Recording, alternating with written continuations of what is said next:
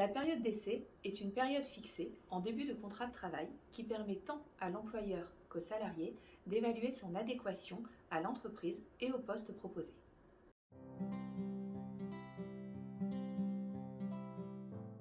La période d'essai doit être prévue par le contrat de travail et acceptée par les deux parties. Par conséquent, le contrat de travail doit être signé par l'employeur et le salarié. Les durées de période d'essai doivent être en corrélation avec ce qui est prévu par la loi et ou la convention collective.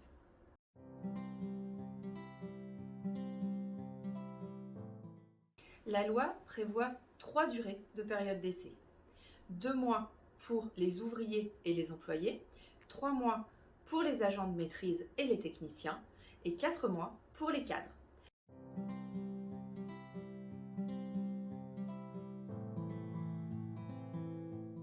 Les durées des périodes d'essai ont été réformées par une loi de 2008.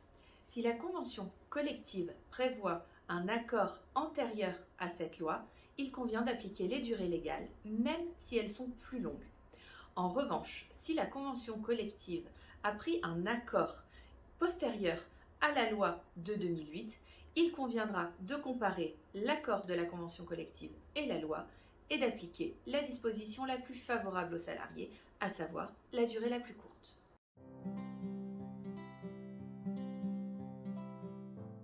Le renouvellement de la période d'essai doit respecter 2 conditions cumulatives.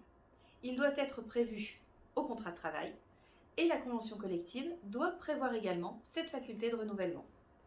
La faculté de renouvellement peut néanmoins être prévue par un accord antérieur ou postérieur à 2008. Attention néanmoins, le renouvellement doit être proposé aux salariés avant la fin de la période d'essai initiale. Il doit être proposé par écrit et également accepté par écrit par le salarié.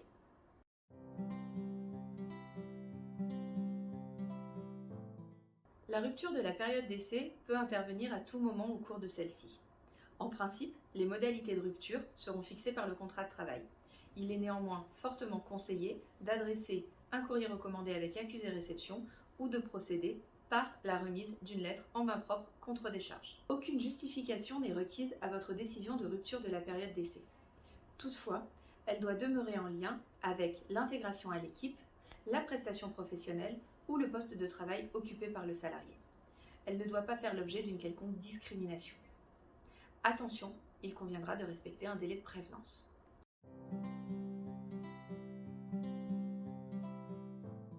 Il s'agit d'un préavis qui doit être respecté par la partie qui prend l'initiative de la rupture de la période d'essai. Tant l'employeur que le salarié doit respecter un délai de prévenance. La durée est néanmoins différente si la période d'essai est rompue par l'employeur ou par le salarié. La durée du délai de prévenance varie également en fonction de la durée de présence du salarié dans l'entreprise depuis son embauche. Attention, le délai de prévenance ne doit jamais avoir pour effet de repousser la fin de la période d'essai. Si le délai de prévenance va au-delà de la fin de la période d'essai, la période d'essai prend fin comme initialement prévu, le reliquat de délai de prévenance est réglé à titre indemnitaire dans le cadre du solde de tout compte. Pour toute question complémentaire, le service juridique du syndicat des indépendants est à votre entière disposition. N'hésitez pas à contacter nos juristes.